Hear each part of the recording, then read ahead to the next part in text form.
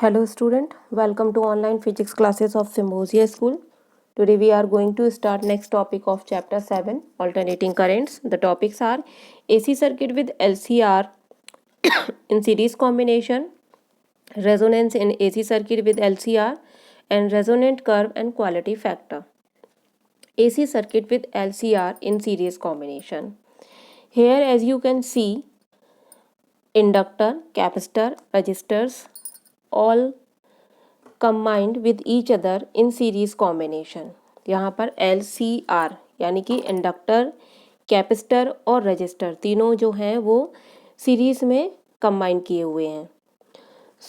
हम पहले सेपरेटली ये पढ़ चुके हैं कि जब किसी सर्किट में यानी कि एसी सर्किट में जब सिर्फ रेजिस्टेंस होता है तो उस रेजिस्टेंस के लिए वोल्टेज और करंट जो है वो दोनों सेम फेज में रहते हैं. यानी कि फर्स्ट जो आपका इसके लिए है यानी कि एक ऐसा एसी सर्किट जिसमें कि सिर्फ रेजिस्टेंस जुड़ा है तो उस रेजिस्टेंस के लिए करंट और वोल्टेज दोनों क्या होते हैं, सेम फेज में, यानी कि दोनों एक ही फेज में होंगे.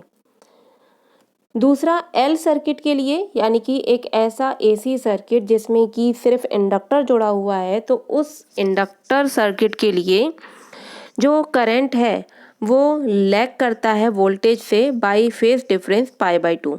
यानी कि सिर्फ ऐसा एसी सर्किट जिसमें कि सिर्फ इंडक्टर जुड़ा हुआ है तो उस सर्किट में जो करंट है वो π/2 एंगल से लैग करती है वोल्टेज को. और या दूसरे वर्ड्स में हम कह सकते हैं कि वोल्टेज π/2 एंगल से जो है लीड करता है करंट से.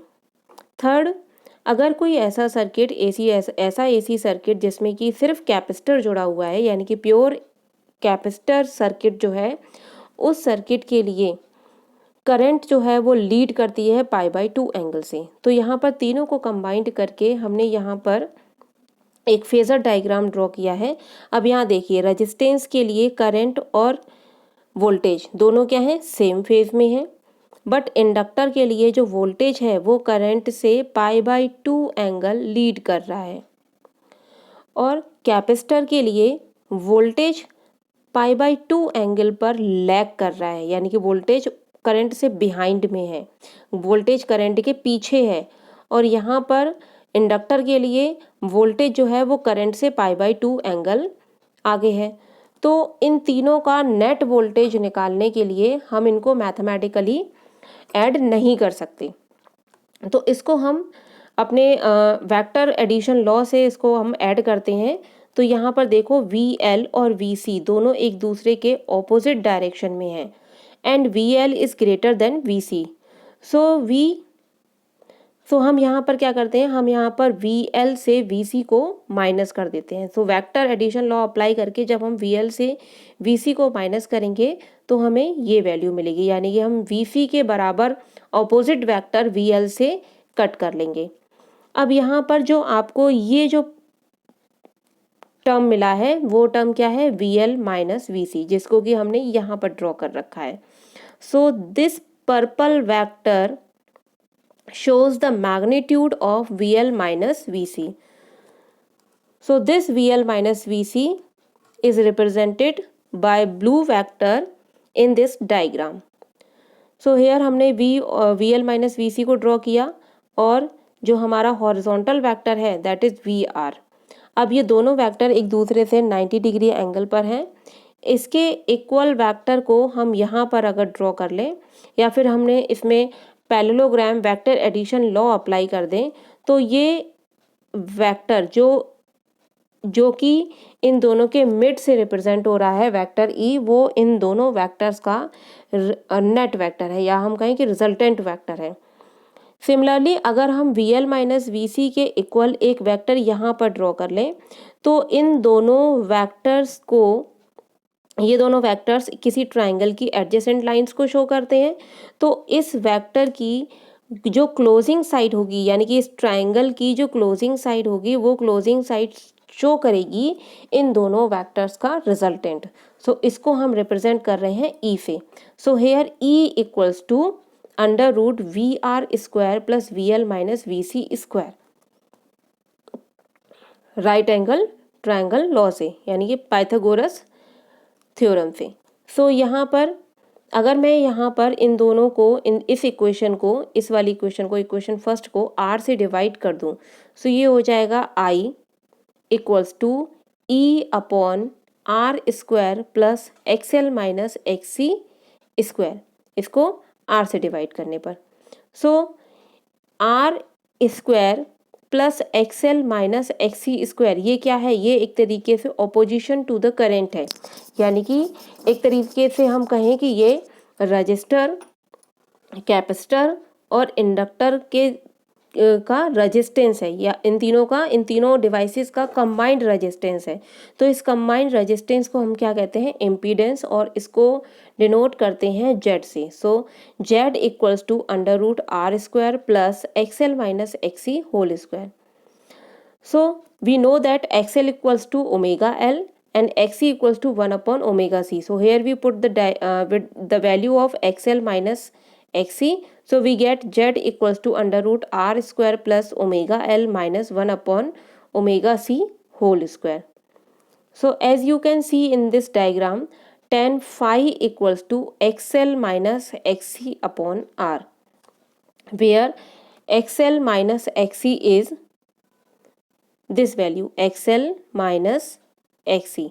So xl minus xc upon r equals to tan phi, और tan phi equals to omega l minus 1 upon omega c upon r. सो यहाँ पर tan phi की वैल्यू जो है वो डिपेंड कर रही है xl minus xc upon r पर। सो अब इसमें स्पेशल केसेस देख लीजिए, जब xl की वैल्यू xc से बड़ी है, यानी कि omega l is greater than 1 upon omega c। इसका क्या मतलब है? इसका मतलब है कि inductive reactance is greater than capacitive reactance. तो उस वक्त के लिए tan phi की वैल्यू जो होगी वो क्या आएगी? पॉजिटिव आएगी। इसका मतलब phi जो होगा वो पॉजिटिव आएगा। इसका मतलब है कि current lags behind the EMF by the phase angle phi, यानी कि इसमें करंट जो है वो लैग करेगा कितने एंगल से? phi एंगल से। Hence the LCR circuit is inductance dominated circuit, यानी कि यहाँ पर एक तरीके से ये जो सर्किट हो जाएगा वो आपका इंडक्टेंस डोमिनेटेड सर्किट हो जाएगा। सेकेंड केस में when XL is less than XC, जब XL की वैल्यू यानी कि inductive reactance is less than capacitive reactance, then tan phi equals to minus, tan phi की वैल्यू जो होगी वो नेगेटिव होगी। इसका मतलब phi क्या होगा? नेगेटिव होगा।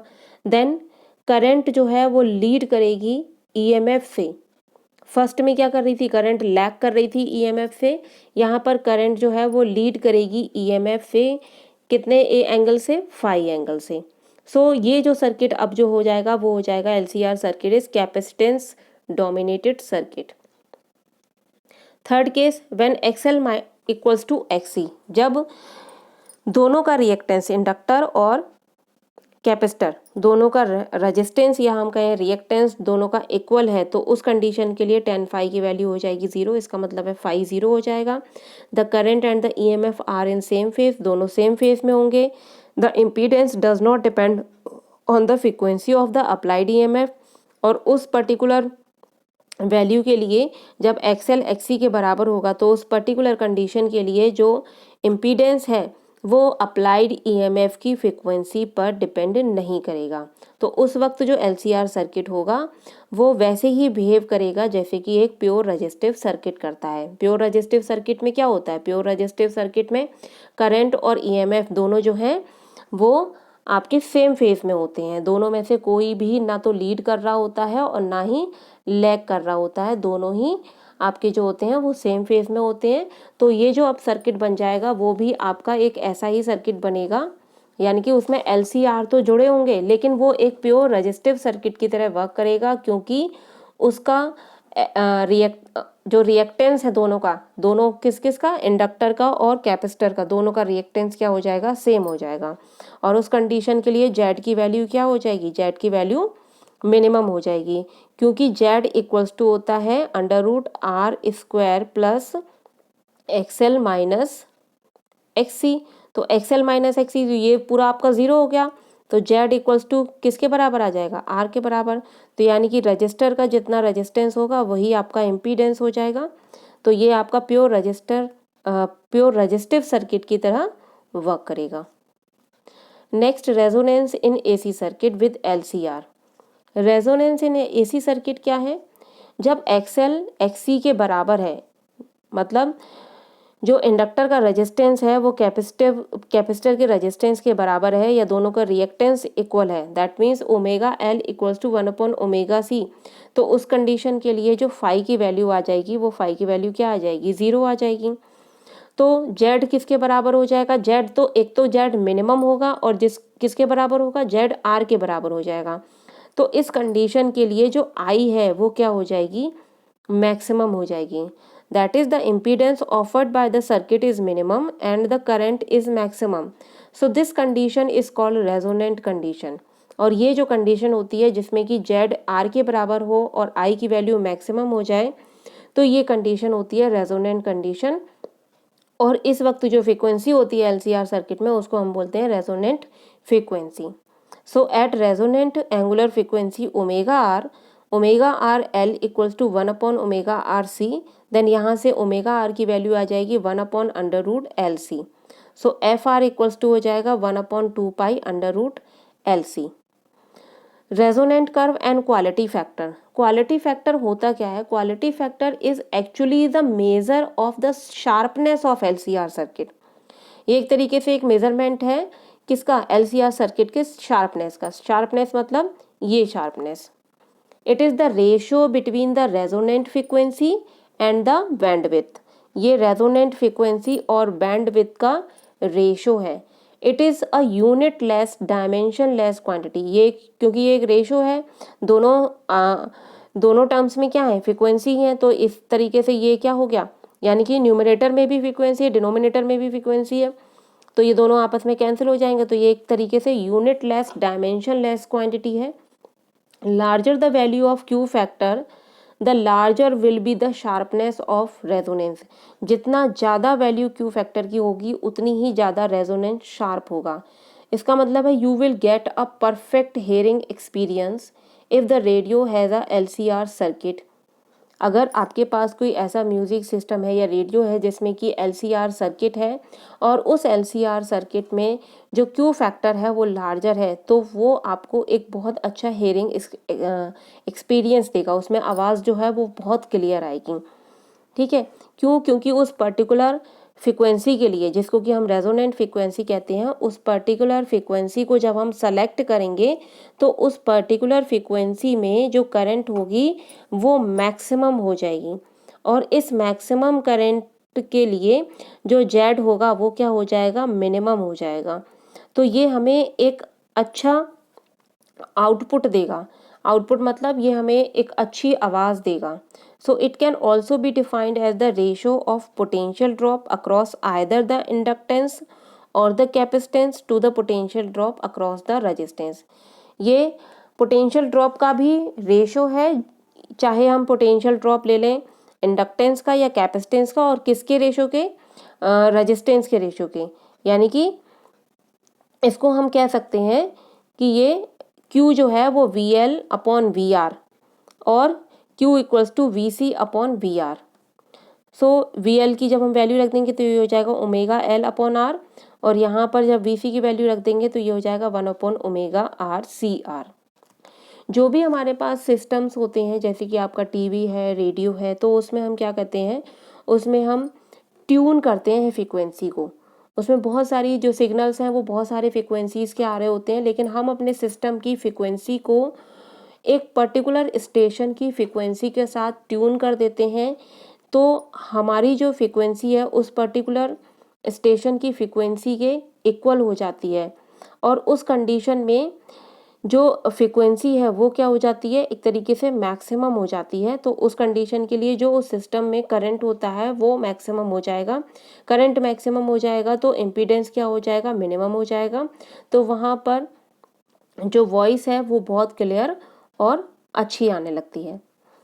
सो क्वालिटी फैक्टर क्या है, क्वालिटी फैक्टर ही हमें एक तरीके से, ये एक तरीके से मेजरमेंट है किस चीज़ का, ये एक तरीके से मेजरमेंट है आपकी रेजोनेंट फ्रीक्वेंसी का या शार्पनेस ऑफ द जो आपकी इसकी शार्पनेस है, measurement of the sharpness of the LCR circuit. LCR circuit जो है हमारा वो कितना शार्प है, यानी कि कितनी हमें बेटर क्वालिटी दे सकता है। और क्वालिटी फैक्टर होता क्या है? क्वालिटी फैक्टर एक तरीके से रेशो है, किसका? ये रेशो है between the resonant frequency and the bandwidth. Resonant frequency यानी कि वो फ्रीक्वेंसी जिस फ्रीक्वेंसी पर आपकी जो करंट है वो मैक्सिमम हो, और जो जेड है यानी कि इम्पीडेंस है वो क्या हो? मिनिमम हो। तो वो फ्रीक्वेंसी के लिए वो फ्रीक्वेंसी क्या होती है? रेजोनेंट फ्रीक्वेंसी होती है, जिसको हम ओमेगा आर से डिनोट करते हैं। बैंडविड्थ उसके आसपास की जो भी फ्रीक्वेंसीज का एक बैंड होता है उसको हम बोलते हैं bandwidth. So Q equals to VL upon VR, another terms में Q equals to VC upon VR। So Q equals to omega R L upon R और Q equals to 1 upon omega R CR। सो ये था आपका LCR circuit. Thank you.